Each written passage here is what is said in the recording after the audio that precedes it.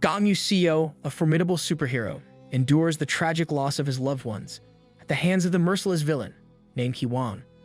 Bound by his hero's code to refrain from killing, Gangu reluctantly leaves Hee-won's fate to the law. However, an unforeseen EMP strike grants Hee-won freedom, resulting in the death of Gangu's brother, a corrections officer. Now tasked to subdue the riots in the prison, Gangu agrees to do so under one condition. He will not act as a hero, but as an executioner. Will Gangu find the vengeance he seeks, or will he succumb to darkness and become the very villain he opposes? Amidst the ruins of a shattered city, a hero grips his enemy by the neck, holding him down with fierce determination. The notorious villain, eyes gleaming with malice, lets out a sinister laugh. Consumed by rage, the hero tells him to shut up, but the villain only laughs harder, his voice dripping with mockery, as he encourages the hero to end his life. The hero refuses, as he once promised his team to put this monster in the hands of justice.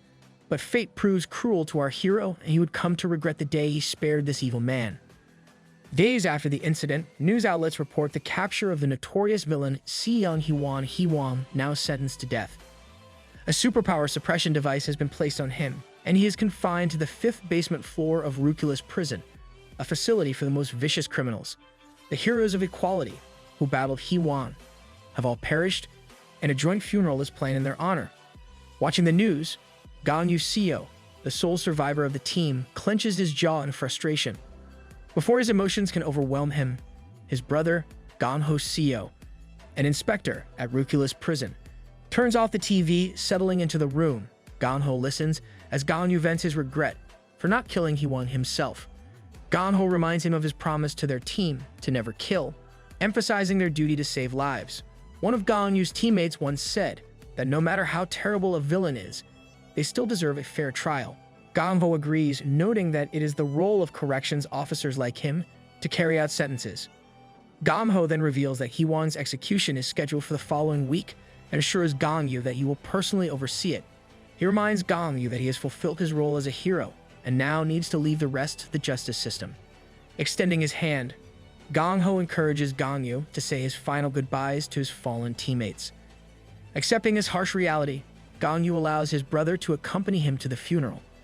Little does he know, a week later, he will also lose Ganhu. The criminal, who is supposed to face justice, survives and kills Ganhu during the attempted execution. Damn, that villain really one-upped him. At his brother's wake, Gangu secludes himself in a dark corner, overwhelmed by grief when CEO Joe, the prison warden, approaches him.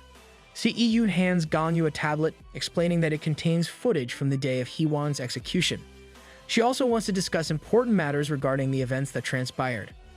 On the day of the execution, Ganhu and a group of officers transported Hee-won. As they moved through the corridors, Hee-won suddenly asked if Ganhu was Gangu's brother, noting their resemblance. When Ganhu remained silent, Hee-won commented that Ganhu must be a prison guard because he lacked powers like Gangu. He then asked who was older, him or Gangu, but Ganhu continued to ignore him. Hee-won pressed on, asking what it felt like to kill people. This question caught Ganhu's attention, so Hee-won continued, saying Ganhu was no different from a criminal who killed people. He added that it was fairly easy for him to kill, because he only needed to touch someone for them to pop. Ganhu broke his silence, saying that it had never been easy for him, because he struggled to kill every time he had to execute someone. He added that the criminals he executed plagued him in his dreams. Curious, Hee-won asked why Ganhu continued to work as a corrections officer, if it bothered him so much. Ganhu responded simply, saying that someone had to do the job. When they finally arrived at the execution room, Ganhu asked Hee-won if he had any last words. Hee-won simply repeated his question from earlier, wondering who was older between Ganhu and his brother. Ganhu ignored this and announced that he was about to start the execution. However, before he could press the button that was supposed to kill Hee-won, the CCTV cameras suddenly shut down. At that moment, all the power in ruthless prison went out. The officers panicked, wondering what had happened to Hee-won. However, Ganhu saw it all coming. Due to an unidentified electromagnetic pulse strike, Hee-won was able to escape. Hee-won tore off the suppression device, manically declaring that only Gangu could kill him. Meanwhile, Ganhu sensed that Hee-won was about to bust out, so he immediately signaled his comrades to duck. One of the officers signaled the others that the prisoner had escaped, but froze when the devil himself appeared behind him. With a simple touch, the officer swelled and exploded. Gangu was stunned, witnessing his comrades explode and die before him. Suddenly, Hwang walked towards him, stating that he believed he was the older brother. In a sudden burst of rage, Gangu attempted to attack him, but Hwang only touched his arm, causing it to explode. Undeterred, Gangu fought with his last breath, ultimately leading to his death. After making Gangu explode, Hwang sighed, disappointed that he had to ask Gangu if he had gotten his answer right. Gangu struggles to process the unfolding chaos, but he knows things are about to deteriorate further. Iyun explains that the unidentified EMP strike has freed all prisoners on every floor from their suppression devices. Thankfully, they haven't managed to break out of the prison entirely, but numerous officers are now trapped inside with the inmates. Fuming with anger, Gangu demands to know who initiated the EMP strike, but Iyun regretfully informs him that it's still under investigation. Despite recognizing Gangu's ongoing mourning, Iyun humbly requests a favor from him. She asks if he can help suppress the riot at Ruthless prison. Gangu readily agrees, but with a condition, recalling the teachings of his fallen teammates, who emphasize the importance of heroes saving lives without resorting to killing, and the advice of his brother, a corrections officer, who stressed the necessity of upholding the law.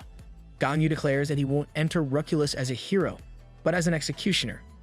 And so it is decided. On Gangu's first day in his new role as an executioner, chaos erupts among the prisoners as they witness the open gates. They attempt to attack Gangu, but he dispatches them effortlessly with a single punch, leaving dozens dead. Silence falls over the crowd as Gangu announces, under government orders, that all inmates from the ground floor and all basement levels will be executed under his authority. Now that's an MC. The prisoners erupt in fury upon learning of Gangu's decision to execute them, but he remains resolute, seeing no issue with their fate, as they have taken countless lives themselves. Despite their protests and claims of innocence, their records tell a different story. They argue that Gangu shouldn't have the authority to decide their fate and demand access to lawyers. As the crowd grows increasingly chaotic, Gotwan Choi, a convicted molester and murderer, seizes the opportunity to make his escape. He sprints towards the gate with astonishing speed, but his attempt is swiftly thwarted by Gangu, who effortlessly tears Gowon's body apart with a single swing of his leg. The gruesome sight leaves the prisoners stunned, their horror palpable, as Gowon's guts scatter across the floor. In a cold and commanding tone, Gangu orders the prisoners to reattach their suppression devices, return to their cells, and await their execution. He presents them with a choice: comply and face their fate according to the law, or resist and meet their end at his hands. Just then, one of the prisoners claims that they don't have much of a choice, because they'll end up dead anyway. At that point, he insists that they should just die trying to escape. With an insulting smile on his face, the prisoner tells Gangu that his negotiation doesn't make sense. However, Gangu asserts that he's not offering a negotiation, but this is his last bit of mercy. The other prisoners start to worry, as they start to realize that Gangu actually means business, leading them to put their suppression devices back on. Just then, the defiant prisoner lets out a furious roar, commanding everyone's attention. The room falls silent as he declares that there is only one Gangu, while they have the numbers. He boasts about having killed a second-tier hero before, adding that it was achieved through teamwork. His story amazes and motivates the other prisoners, igniting their desire to gang up against Gangu. Hearing this, Gangu realizes that this is the prisoner the warden had warned him about. Iyun had briefed Gangu on the hierarchy of threat levels among the prisoners in Ruthless. The ground floor contained over 300 serial killers, each accountable for multiple murders. The first basement floor held over 100 criminals, who had threatened entire towns. The second basement floor housed over 30 offenders, who had endangered cities. The third basement floor confined 10 individuals, who had jeopardized entire nations. The fourth basement floor contained 5 prisoners, who posed a threat to entire continents. Lastly, the fifth basement floor imprisoned Seung Hwang and 2 other criminals, who had endangered the entire world.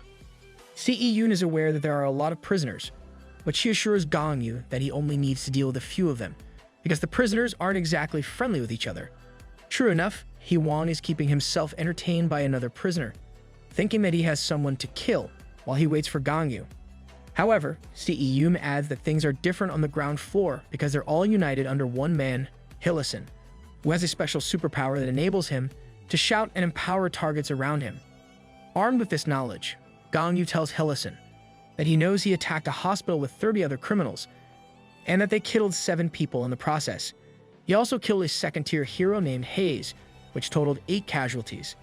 Hillison corrects him, laughing while explaining that he actually killed 10 people because Hayes was pregnant with twins. Hearing this, Gangu contacts the warden, informing her that he might have to use some force. He also asks how sturdy the prison is, to which Yoon replies that it's indestructible. Reassured with this information, Gangu declares that he won't be holding himself back. Just then, Hillison mocks Gangu, saying he barely did anything when he was part of equality. He triggers him further, stating that he must have captured Hwang by sacrificing his teammates and getting the final credit. Hillison suddenly laughs, promising Gangu that he and the other prisoners will send him to see his dead teammates. With this special ability, he screams "strengthen," prompting his comrades to feel an overwhelming sense of power. On Hillison's command, everyone fiercely attacks Gangu. Gangu responds with a series of attacks, leaving Hillison stunned. Limbs start flying all over the place, coating the vicinity with blood and guts. The commotion reaches a confined prisoner, and he wonders if he sensed Gangu's Seo. Back on the ground floor, Hillison desperately tries to gain control of the situation, and he urges the other prisoners to stop Gangu. However, the enraged Gangu pulls one of his Mode 1 attacks, slicing everybody in half. With no one spared from his wrath, Gangu reports to the warden, informing her that everyone on the ground floor has been executed. With the job done, he heads to the solitary confinement cell. As Gangu heads to the solitary confinement cell, he wonders how many he's killed that day. He then encounters 2 rogue prisoners, telling them to put their suppression devices back on or they could die that instant. One of the prisoners refuses to comply, so he charges towards Gangu in an attempt to kill him. In a swift motion, Gangu dispatches him with a single kick, sending his head soaring into the air, an instant kill. Witnessing the gruesome display, the remaining prisoner quickly surrenders, promising to comply by putting the device back on. As he extends his palms to receive it, he suddenly launches an attack on Gangu. Amused by the unfolding chaos, the prisoner mocks Gangu's naivety for expecting compliance. However, his amusement is short-lived as he realizes that Gangu remains unaffected by his attack. Amidst the confrontation, Gangu's mind drifts to a different realm of thought. He recalls Tomei, one of his fallen comrades, who once caught a notorious villain. The villain expressed pity for those without physical-type superpowers. She adds that such people could only engage targets from a distance, missing out on the crisp satisfaction of crushing a person with their bare hands.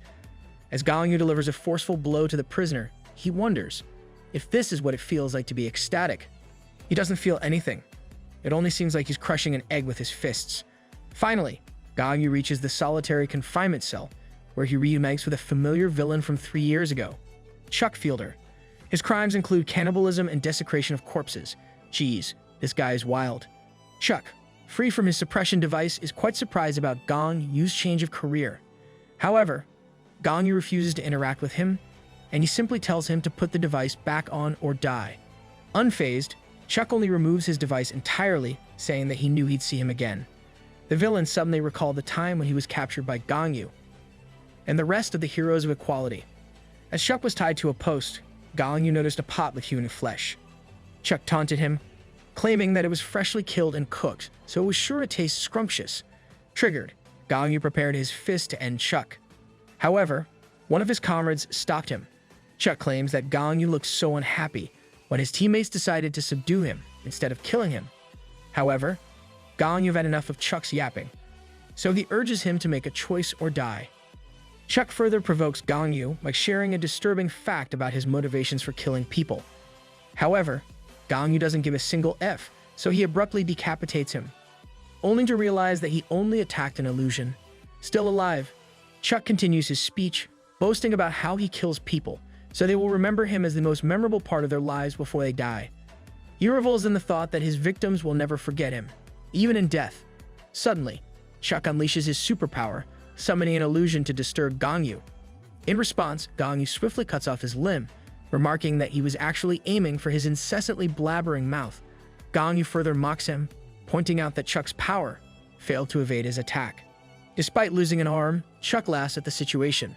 He suddenly asks Gangu if he remembers the people he killed on his way to the cell. Gangu simply replies that he doesn't because those scumbags aren't worth remembering. Suddenly, Chuck releases an illusion of Gangu's comrades from equality, and they're all telling him to stop the executions. Chuck smiles, hoping that it will disturb Gangu from his mission. Gangu gets dazed for a second, but he quickly snaps back into reality. He dashes through the illusions and ends up face to face with Chuck, sparing no second to slice him in half. With Chuck done with, Gangu justifies that he is no longer a hero, but corrections officer. Just then, with his remaining breath, Chuck tells him that he's nothing but a monster, just like Seung Hwan. Meanwhile, Hwan finds himself disappointed with the other prisoner. He just beat her up, but she remains unfazed and unwilling to fight back. This leaves him wondering how long it will take before Gangu arrives. Just then, he realizes that he can opt just to go up and meet him halfway. Elsewhere, 3 individuals observe the prison from a distance. One of the men asks his companion, Ms. Sinka, what their next course of action will be. However, she doesn't reply and merely says that Gangu will be her husband. It seems like all that killing was attractive after all.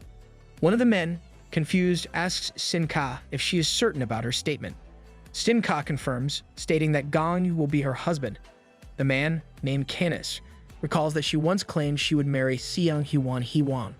A woman named Gato agrees, adding that they initiated the EMP strike in the first place to save Hwan. Canis tries to remind Sinka that Gangu, being a hero, is an obstacle to mankind's progress. Sinka just chuckles, noting that while Gangu used to be a hero, he no longer seems like one.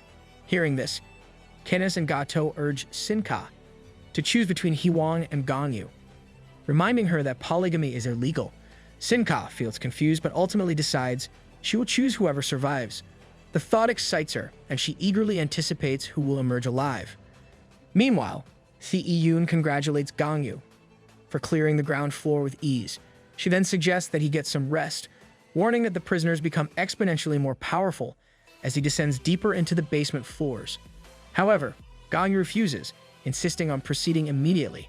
Before he goes, Yoon asks him for a favor. She reveals that she's still receiving signals from surviving corrections officers on the lower floors and hopes Gangu can save them. When Gangu asks how many officers are alive on each floor, Yoon admits she doesn't know, as all communication devices below the first basement floor have been destroyed.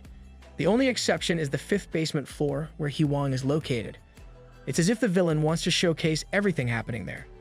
After their brief conversation, Yoon grants Gangu access to the first basement floor. As the door opens, she reminds him to be cautious, as the prisoners are stronger there. Before she can finish her warning, the prisoners launch a surprise attack. Yoon calls out to Gangu in worry, but quickly realizes she has her own problem. A prisoner grabs her by the neck, proudly declaring he has captured the warden. He announces his achievement to his comrades, only to find no one alive to celebrate with him. At that moment, Gangu appears from midair and strikes the prisoner with a lethal blow. With Yoon now safe, Gangu reminds her not to stay around, as the doors to the floors open. Before he leaves, Yoon informs him that Tomoki, a villain captured by Tomei, is in isolation on the first basement floor. Meanwhile, in the first basement floor's isolation cell, the prisoners are puzzled by the loud noises outside. Some believe their fellow inmates have broken out. However, Tomoki, an ex-hero turned villain who killed 28 heroes, dismisses this idea. She warned the prisoners to stay put, but they ignored her. Tomoki explains that this is how people turn into villains, by not using their heads. One prisoner takes offense and threatens Tomoki. She smirks, pointing out that everyone in the room has only killed civilians, not anyone with superpowers. She then asks the man if he's ever fought against a hero, suggesting he hasn't because otherwise he'd be dead. Infuriated, the prisoner decides to kill her. However, Tomoki swiftly slices him in half, remaining unfazed as she's covered in his blood. As the others reel in shock, Tomoki declares that as a former hero, she captured countless villains and learned how to fight people with superpowers.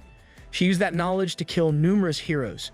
With this, she urges the prisoners to join forces with her, claiming she knows how to hunt down someone like Gangu, as she understands his capabilities. The prisoners ask Tomoki how she found out about Gangu's abilities, and she explains that her long career as a hero has given her plenty of insight into such things. One of the villains challenges her, pointing out that Gangu is a first-tier hero and a member of equality while she's just a third-tier hero. Tomoki then shares that Raosa, the former leader of equality, made significant changes to the hero industry. Raosa redefined heroism by banning heroes from killing villains, encouraging group training, and getting rid of the tier system that ranked heroes into different levels. She goes on to say that the tier system was gone before Gangu joined equality. His inclusion was unexpected because he didn't have any notable achievements of his own. However, there were rumors that he either had powerful connections or was Raosa's secret lover. Things just got juicy. One of the prisoners comments that it makes sense, since he's never seen Gangu fight. However, Gangu didn't take long to wipe out the entire ground floor, indicating he's at least as strong as a second-tier hero. When Tomoki notices the prisoner hesitating, she points out that the ground floor was filled with weaklings. She believes everyone on their floor, including Maka and Kim, Ronryo, Curiel, Mijonak, and Speech, who all have killed more than 1,000 people, could have defeated them. Tomoki acknowledges Gangu's strength, but asserts they have the upper hand, because she knows his weakness. Despite their skepticism, the prisoners have no better options. As Gangu approaches their cell, they finally agree to Tomoki's plan. Speech also joins in, though still somewhat hesitant. Newsflash, folks, you're all gonna die. Tomoki explains that several centuries ago, humans first exhibited superpowers. Over time, researchers studied this phenomenon and classified the abilities into 3 categories: physical-type superpowers, which enhance or alter the user's body; creation-type superpowers, enabling the creation of materials from nothing; and special-type superpowers, encompassing abilities not fitting into the previous categories. Just then, Gangu draws nearer, prompting everyone to focus on their goal. Using her brainwave communication ability, Tomoki senses that Gangu is about to enter the cell. She's quite confident that she knows his weakness because she once saw him train, when she was still a heroine. She knew that Gangu wouldn't dodge attacks, so she placed prisoners with creation and special-type superpowers behind the fortified cell doors to blast attacks at Gangu from a distance.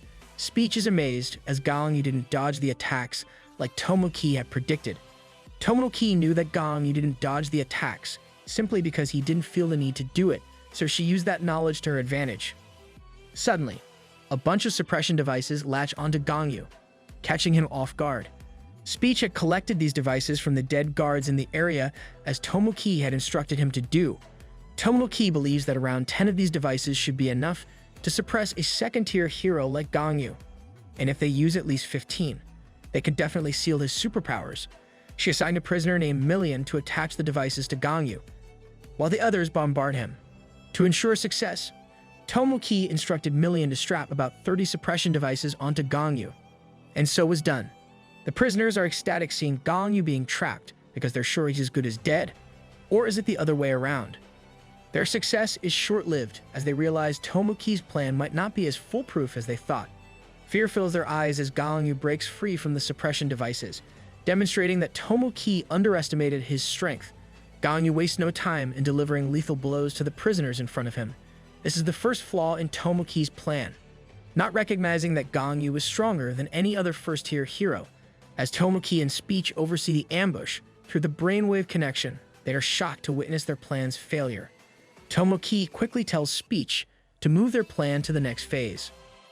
Just then, the prisoner sees some guards as hostages, threatening to kill them if Gangu makes a move. However, Gangu releases his powers, unleashing a deadly burst of energy that decapitates the prisoners. This reveals the second flaw in Tomoki's plan. She assumed Gangu was restricted to his physical type ability, but he also possesses special type superpowers. It seems like God really does have favorites. Seeing their comrades cut down like livestock, the remaining prisoners desperately try to reattach the suppression devices. However, Gangu wields his power like a whip, killing anyone touched by the lethal force emanating from his hands. Ultimately, Tomoki's plan failed because she attempted to wage war against someone she had no chance of defeating. Don't say I didn't warn ya. Meanwhile, Speech panics upon realizing that Gangu has wiped everyone out. He anxiously demands a backup plan from Tomoki, cursing her as she remains lost in thought. Annoyed by his yapping, Tomoki thrusts her machine-like arm into Speech's abdomen, killing him. As blood spurts from Speech's mouth, Tomoki remains furious at him for underestimating her. Despite his death, Tomoki still panics, wondering how Gangu broke free from the suppression devices. She's more confused than ever because, despite his immense strength, Gangu never fought when he was a hero. Suddenly, Tomoki hears a surviving guard try to escape from her. However, before she could kill him, someone cuts off her hand. Gangu suddenly calls out to her as heroine Tomoki, or should we say inmate Tomoki. Gangu then asks the woman for her last words, and she merely says she's screwed. When Gangu asks if those are truly her last words, Tomoki suddenly asks if it's true that all the heroes of equality are dead. Gangu affirms it, causing Tomoki to chuckle, because this would mean Tomei is gone. She once told Tomei not to become a heroine, but her sister never listened, so that's why they look alike. Just then, Tomoki shifts the topic, commenting about how she can't believe that Gangu is killing people when he used to be part of equality. She goes on to say that Raosa's efforts are all in vain, since Gangu undid everything she worked for. However, despite being a major yap queen, Gangu remains nonchalant. Tomoki always sensed something wasn't quite right about the hero industry, a feeling that lingered throughout her time as a heroine. She observed how heroes often evaded consequences, even when innocent civilians suffered in their battles. They seemed to have immunity above the law. During her hero days, she went by the name Bliss, and her younger sister, Tomei, admired her. Unlike Tomoki, Tomei lacked superpowers, so she leaned on her older sister for support and guidance. Despite being a role model to her sister, Tomoki harbored a darker side. As a heroine, her job was to save people, but she didn't do this to serve the better good, but to feel a sense of superiority. One day, Tomoki killed a villain on one of her missions, her very first act of murder. It made her feel an overwhelming sense of superiority, something she had never felt before. Girl got so excited that she started crying. After her first kill, she couldn't stop, causing her to kill anyone who came across her path. Whether it be villains, civilians, or heroes, no one could stop her. However, she did have a specific liking for killing her colleagues who were weaker than her. The look of surprise and betrayal were all the same to her, and she was obsessed. However, she wasn't immune to the consequences of her crimes, and soon enough, Tomei noticed that Tomoki was always coming home late. The heavy scent of blood filled the room when Tomoki went home, leading Tomei to follow her one day. To her horror, she found Tomoki in a dark alley, witnessing her murder people. Realizing that she was caught in the act, Tomoki invited Tomei to join in on the fun. Man, this woman is messed up. Just before Tomoki could land a finishing blow on her victim, a bunch of chains suddenly restrained her. The incident triggered Tomei's powers, and stopping her evil sister was the first thing she did as a heroine. After that, Tomei officially registered as a heroine, and she tracked down Tomoki, who had turned into a villain. On a fateful day, Tomei finally confronted Tomoki. During their confrontation, Tomoki boasted about her physical type superpower and the satisfaction it brought to kill someone with her own hands. Tomoki pitied her sister, knowing she would never experience such an ecstatic feeling. Fueled by spite, Tomei strongly declared that she was not her sister. Tomoki suddenly asks how Tomei died, wondering if she went in peace. Gangu replies that Tomei died in the battle against Hiwan, and she even called out Tomoki's name before she passed. This information disappoints Tomoki, and she regrets that she asked about it.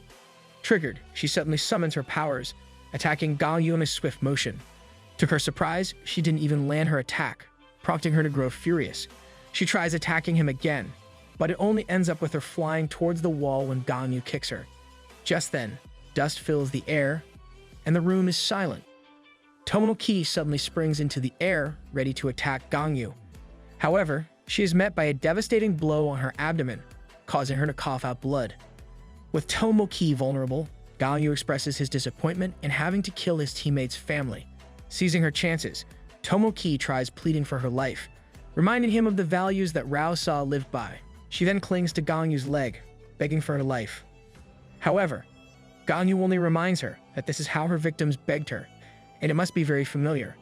Realizing her Oscar-worthy performance isn't getting her anywhere, Tomoki only curses under her breath and prepares to die. Gangu doesn't spare a second, delivering a deadly blow that finally ends Tomoki. The sound of Gangu's fight with the prisoners rumbles all throughout Ruthless. It even reaches the ears of Sinka and her colleagues, igniting excitement in her.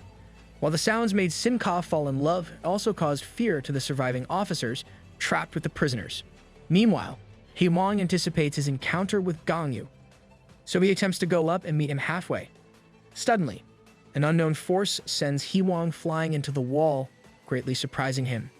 Kingston, an old man with prisoner number 0001, reveals himself, claiming to be a kind old man who likes to play with children. That just sounds wrong.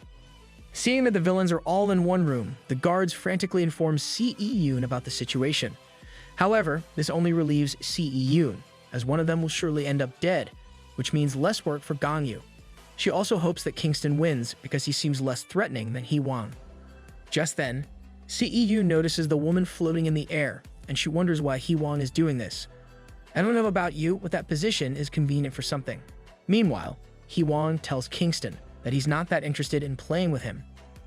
Kingston is actually the first criminal to be ever locked up in ruthless, and he is its longest-serving inmate. We can see that. However, unlike most inmates in basement levels 4 and 5, who killed over 1 million people, Kingston only murdered 3. His first kill was the most powerful and heinous villain in his time, Caracas. The other 2 were Clark and Hilo, the most powerful hero duo at the time. Kingston just appeared out of nowhere and murdered the 3 most powerful people in the world.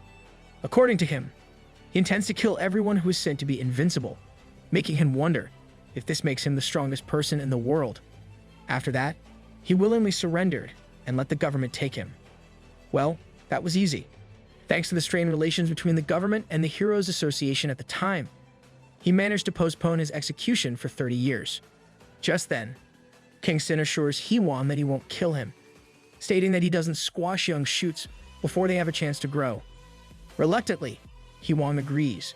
With a wave of his hand, he summons the corpses of the dead guards into the air, compressing them into little balls of flesh and hurling them toward Kingston at incredible speed. However, Kingston, with his godlike martial arts prowess, effortlessly defends himself, flicking the flesh balls away and emerging unscathed. Kingston resumes his stance, and he tells Hee-won that his telekinesis is poorly executed. He then asks him if he has any other attacks, but Hee-won's reply only offends him. The young man comments that playing with him isn't fun, because he's going to die of old age anyway. Damn, low blow there, little man, triggered by Hee-won's arrogance. Kingston remarks that he's encountered many individuals like him, all convinced they're the top dog in their little pond. However, he asserts that these people often let their egos cloud their judgment. Suddenly, Kingston bursts from the ground, causing ruthless to tremble. The impact startles one of the guards, but CEU nearly takes cover and rolls her eyes. She quickly reassures the guard that Ruthless prison boasts 20 layers of special walls designed to withstand the power of first and second tier heroes. She's confident it'll never fall, so he should relax. Determined to teach Hee-won a lesson, Kingston hurtles towards him at breakneck speed, catching even someone as powerful as Hee-won off guard. Though Hee-won manages to dodge the attack at the last second, the residual force of Kingston's power proves to be formidable. The elderly man's assault shatters the walls of Ruthless, sending CEU and the others into a panicked frenzy. Seeing this, Hee-won comments that the old man is like a living drilling rig. Interested in where Kingston could be, Hee-won decides to follow him. However, someone interrupts, insisting it's more entertaining to converse with her. To Hee-won's surprise, it's Sin-ka, accompanied by Canis and Gato. Hee-won asks who she is, and Sin-ka tells him that he'll know the answers once he interacts with her. This woman has no loyalty. Meanwhile, CEU is confused about how Sin-ka appeared on the 5th basement level. Just then, Sin-ka destroys the CCTV cameras in the vicinity, preventing CEU and the others from monitoring the situation. Meanwhile, Gangu reports to CEU that he successfully cleared out the 1st basement floor. He then requests her to open the gates to the 2nd basement floor, but suddenly, he loses the signal. With no other options, Gangu decides to open the gate using his bare hands. Descending the stairs to the 2nd basement floor, he notices a big difference between the ground floor and the 1st basement floor. There's no smell of blood. In fact, the 2nd basement floor is completely empty. There's not a soul in sight, nor is there a single corpse. Suddenly, an officer comes running into the vicinity, pursued by demon-like dogs. She sprints toward Gangu, calling out his brother's name. Before the demonic dogs can attack her, Gangu intervenes, leaping into action and tearing them to shreds. The woman suddenly embraces Gangu, visibly relieved to see him. Thinking that he was Gang Ho, she had assumed he was on the 5th basement floor, so his presence surprised her. Equally surprising to her is the discovery of Gangu's superpowers. However, Gangu gently disengages from her embrace, clarifying that he's not Gangho, but his brother. The woman is taken aback to learn that he's the hero, Gangu's CEO, and she's puzzled that she's wearing a police officer's uniform.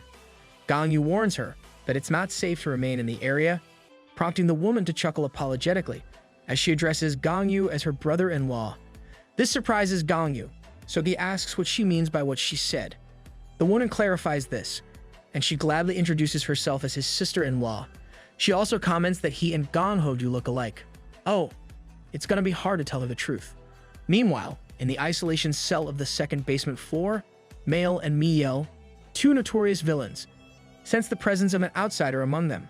They both wonder how many sins the outsider has committed in his life. Surrounding the villains are the other prisoners, and they're all floating in the air unconscious, the crowns in their heads. Male says that the outsider killed her dog, so Miel comments that he's going to hell. The woman mentions that she's only ever seen Gangu in videos and pictures, which made her realize that he's much better looking in person. Delighted to finally meet her brother-in-law, she introduces herself as Jia Hong, a corrections officer. Gangu shares that his brother never told him he had a girlfriend, and he also didn't mention anything about him getting married. Jia chuckles and points to her belly, revealing that they recently found out that she's carrying his child. Just when you thought it couldn't get worse, Jia shares that Gangho planned to tell him about it after Hwang's execution. Just then, she asks Gangu about why he's in the area. She wonders if he's sent there to subdue the riot, and she's even more confused about his uniform. Gangu explains that he was commissioned as a special corrections officer to execute all prisoners in ruthless. Confused, Jia asks why he's assigned to do that, wondering if the warden forced him. Realizing that Jia is not up to date with the recent incidents, Gangu gives her a quick rundown. After hearing all about it, Jia asks who released the EMP strike, but Gangu replies that it's still under investigation. She suddenly asks about Gangho, knowing that he was on the 5th basement floor for Hwang's execution. Unable to reveal the truth, Gangu lies and says that his brother is still alive, and that he's sending rescue signals. Well, she's gonna die anyway, so might as well lie. Just then, Gangu tells Jia that he'll take her upstairs because the area isn't safe. However, she refuses, insisting that she can make it easier for Gangu to descend into the basement floors. She claims to have a special type superpower called psychometry, giving her the ability to read a person's memories by looking at them.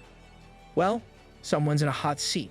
However, Jia reassures Gangu that she didn't read his memories because she only does it when it's necessary. She adds that she uses her ability to provide inmates with psychiatric help and to find out whether they're guilty or not. Gangu then asks how that will help him. So Jia explains that the entire second basement floor is under the control of Miel and Male, the inmates from the isolation cell. They are siblings who have special type superpowers. Their biggest asset is their ability to summon a creature that stabs people in the heart, allowing them to make puppets out of their victims. Currently, all prisoners on sub-level 2 are under their spell. Ganyu suddenly reveals that he's aware of all that, as the siblings were Mago's pupils, one of his comrades from Equality. He bluntly says that he doesn't need any information about them, so Jia should just leave the rest to him and save herself. Jia remains persistent, claiming that some of the puppets are corrections officers. She explains that Ganyu won't be able to tell the officers from the prisoners since they all look the same. However, by reading their memories, Jia can tell them apart. Believing that the puppets are already dead, Ganyu wonders what's the point of saving them.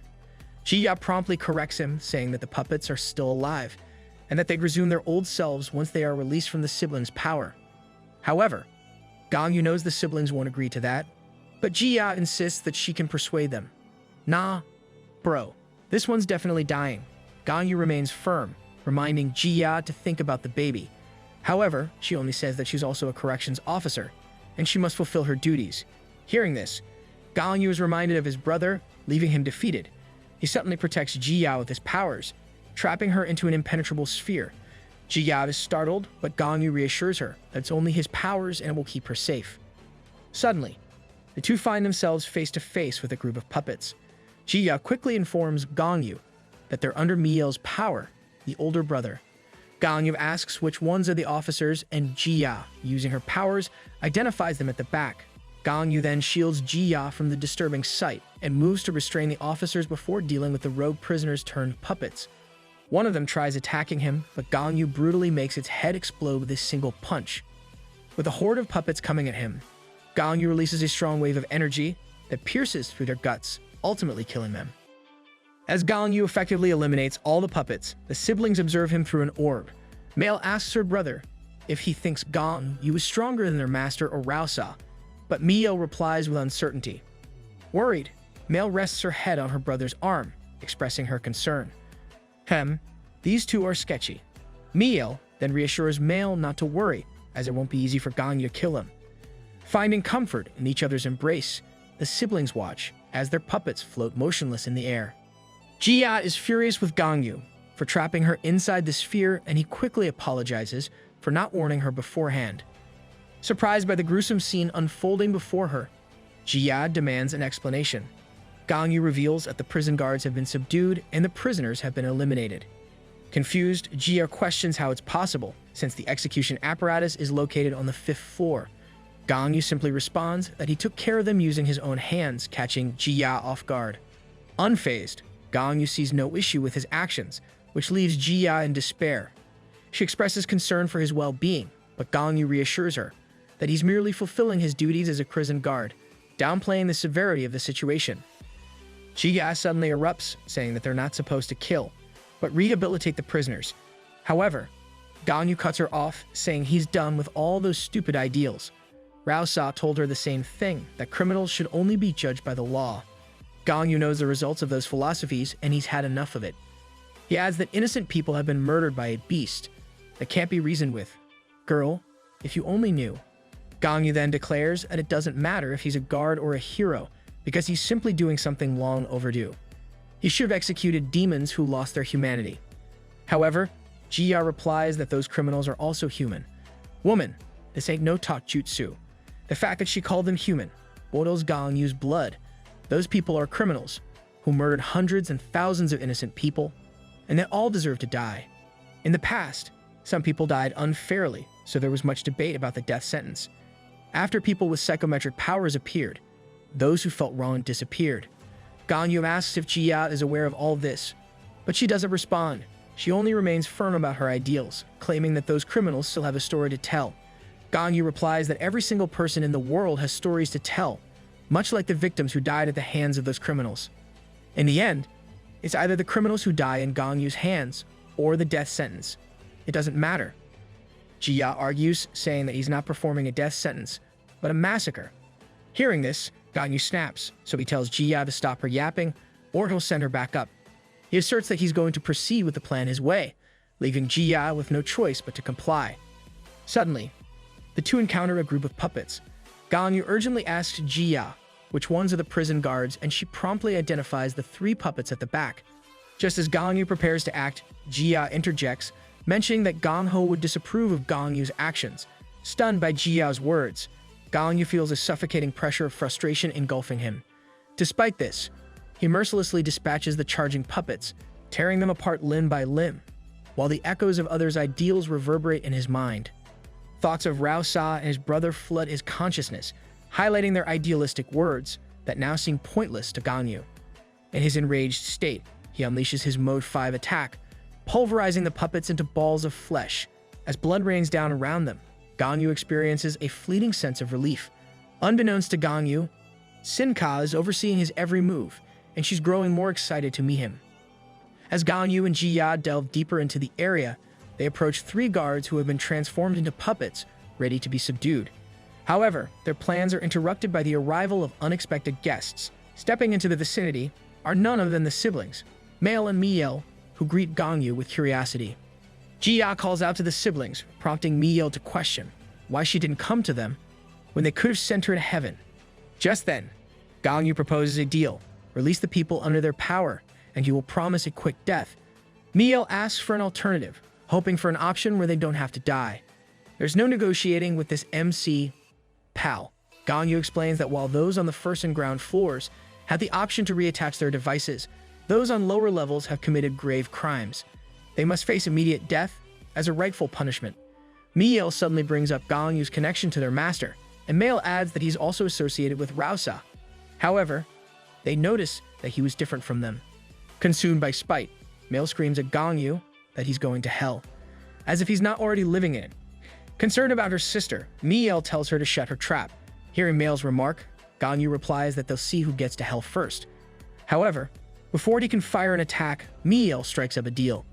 If he lets them go, he promises to release the people under their power. However, Gangu simply says, request denied. Meanwhile, Jia urges the siblings to stay calm and cooperate, telling them to reattach their suppression devices. However, Miel argues that they didn't do anything to deserve the death penalty, and they know that Jia is well aware of that. With their justifications, the siblings refuse to comply. Meanwhile, Gangu tells Jia to stop negotiating with them, since words will only be wasted on these beasts. However, he reassures her that there are other ways to communicate, because even beasts can understand pain. Suddenly, Miel states that they don't wish to fight Gangu. He reassures him that once he hears their story, he'll surely feel compelled to negotiate. However, Gangu says the same statement as before, request denied. Damn, bro's ruthless. With this, Gangu prepares to attack, prompting Jia to try and plead with him. However, Gangu snaps at her, telling her to shut her hole. He suddenly binds the siblings tightly and lifts them into the air, as they squirm in useless attempts to break free. Gangu suddenly shares that a villain once taught him effective torture methods, a lesson he didn't anticipate finding useful until now. Miel suddenly says that Gangu is the one they couldn't communicate with, labeling him as the beast he previously mentioned. Miel interjects, describing him not as the beast, but as a monster. Suddenly, the siblings disappear, swapping positions with two random prisoners. Gangu realizes that they have special type superpowers, making everything more complicated. Without wasting a second, Gangu squashes the prisoners into a pulp.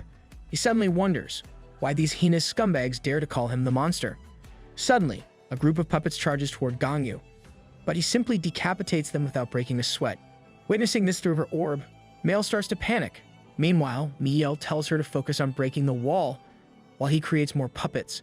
With this, Male attaches a rune to her orb, which might help them delay Gangu. The rune suddenly appears in front of Gangu, releasing puppets that are much worse than the previous ones. Realizing these puppets aren't human, Gangu finds no reason to hold himself back. He suddenly lunges into the air, slashing each puppet down like sushi. It doesn't take him long to eliminate all of them, causing Male to sweep bullets. Male frantically asks her brother how long he's going to take, and he replies that he needs 10 more minutes. Feeling the pressure, Male resorts to a drastic measure, biting her finger to draw blood for a sacrifice. However, before she can complete the ritual, the siblings are startled by an explosion. To their horror, Ganyu has broken into the room through the ceiling. He claims to have given the situation some thought, realizing that the rest will stop once he captures the siblings. He then offers them one last chance to release the people under their power, and if they comply, they'll be rewarded with a painless death. The siblings see their lives flash through their eyes upon seeing Ganyu. Miel can barely believe that he penetrated the ceiling, as the entirety of ruthless has multiple layers. With his fist before them, Ganyu commands the two to release everyone under their power. Just then, Miel summons some giant angel-like creatures, Michael, Gabriel, Raphael, and Uriel. However, Miel doesn't even get to demonstrate their capabilities, because Ganyu only slashes them in a split second. All that suspense for nothing. The siblings could only shiver in fear as they watch their creations crumble into pieces. Miel doesn't give up, summoning all the officers close to him. He threatens Ganyu to stay back or he will kill all of the officers. However, Ganyu has a plot twist. He has Male subdued. To Miel's horror, his beloved sister is tightly constricted in Ganyu's powers, torturing her by the minute. As Miel hears his sister's gut-churning scream, he's left with no choice but to comply with Ganyu's command. He kneels on the floor, promising to release the officers and withdraw his powers. However, he pleads with Ganyu to let them speak with Jia before they accept their execution. Wanting to be sure, Ganyu demands Miel to release the officers first, or he won't stop. Miel quickly does as he's told, and he immediately runs to Male's comfort. Meanwhile, the guards and the prisoners are finally released from the siblings' powers, and are all confused. Ganyu doesn't waste any time on the prisoners, slashing them all in one swift motion. One of the officers identifies him as Ganyu Seo, the hero. However, Ganyu barely engages with them, and only advises them to go upstairs. Meanwhile, Miel reminds Ganyu that he already released everyone, so he must stick to his end of the deal. Ganyu sighs, and he finally permits the siblings to talk with Jia. However, he wants them to go somewhere else because the sight of bloody corpses isn't exactly ideal for pregnant women.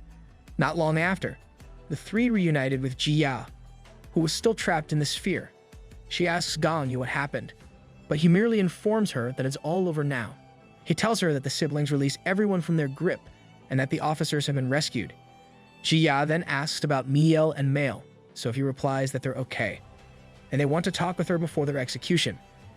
Jia pleads with Gangu to spare the siblings, wondering if he could just allow them to reattach their suppression devices. However, Gangu remains firm, reminding her that everyone on sub-level 2 and below has killed thousands of people. He then asserts that he will kill the siblings himself. Hearing this, Miel calls out to Jia, asking if they really deserve to die. He then argues that they didn't do anything to deserve the death penalty. Desperate to live, Miel pleads with Jia to say something to defend them. However, Jia says nothing substantial, despite her attempts to speak. With this, Gangu blocks Jia's sight, preparing to execute Miel and Mail. With tears streaming down her face, Mail screams that she doesn't want to die. Meanwhile, Miel embraces his sister and prepares for the finishing blow. Gangu delivers a powerful punch, but he's surprised to see that it has been blocked. The siblings are protected by a sphere created by Mago, who was initially thought to be dead. Everyone is shocked to see Mago in the flesh, especially Gangu. Gangu carefully observes the situation, making him wonder if the image of Mago is one of the siblings' abilities. He theorizes that they can summon illusions, but that can't be possible, since the criminals on B2 can't use defense magic of this level. The only explanation is that Mago cast that ability himself. This leaves Gangu wondering why he would do such a thing. Well, it doesn't matter because Gangu is dead set on killing them. He suddenly summons all his strength into his palm, hitting it into the protective barrier. The barrier shatters, but the image of Mago only creates more of it, disabling Gangu from accessing the siblings. He can only curse at the old man, puzzled and frustrated about what he did. However, Gangu refuses to surrender, and he mercilessly punches the barrier at an incredible speed. Despite destroying multiple barriers cast by Mago, it was all to no avail. Meanwhile, Mail worries about his sister, as she seems to be weakened by every punch that Gangu lands on the barrier. Gangu is getting overwhelmed by the events, and he can't get rid of the feeling. He then tries to backtrack, remembering the time he spent with Mago when they worked together in Equality. Back then, the group observed the old man as he played with the kids, and they were quite amazed by his dedication. While the other members of Equality entertained themselves, Mago suddenly called out to them, encouraging them to play with the kids. Everyone joined Mago, except for Gangu, who remained under a tree, observing them from afar. Suddenly, Mago approached him, asking if he didn't like children. Gangu replied that he didn't hate them, he just didn't know how to interact with them. Hearing this, Mago suggested that he do what his parents did, just like when he was a child. However, Gangu simply told him that his parents had passed away shortly after he was born. The only family member he had was his older brother. Well, that was awkward. Mago quickly apologized for his insensitive suggestion, and they both basked in silence for a while. Suddenly, Mago suggested that Gangu could do it with him, telling him to act childishly around him. This suggestion seemed to make Gangu cringe. Look at that face. Surprised by the idea, Gangu asked if he heard it right, to which Mago quickly laughed and said he was only joking. He was amused to know that Gangu was capable of making such an expression. However, Mago suddenly got serious, saying that he wasn't completely joking. He reassured Gangu that if things got tough for him, he could act like a child towards him. Gangu felt quiet and bluntly told the old man that he'd pass on that. Suddenly, Gangu remembered the time when Hwang eliminated everyone in Equality. Consumed by fury, Gangu cried out blood while gritting his teeth.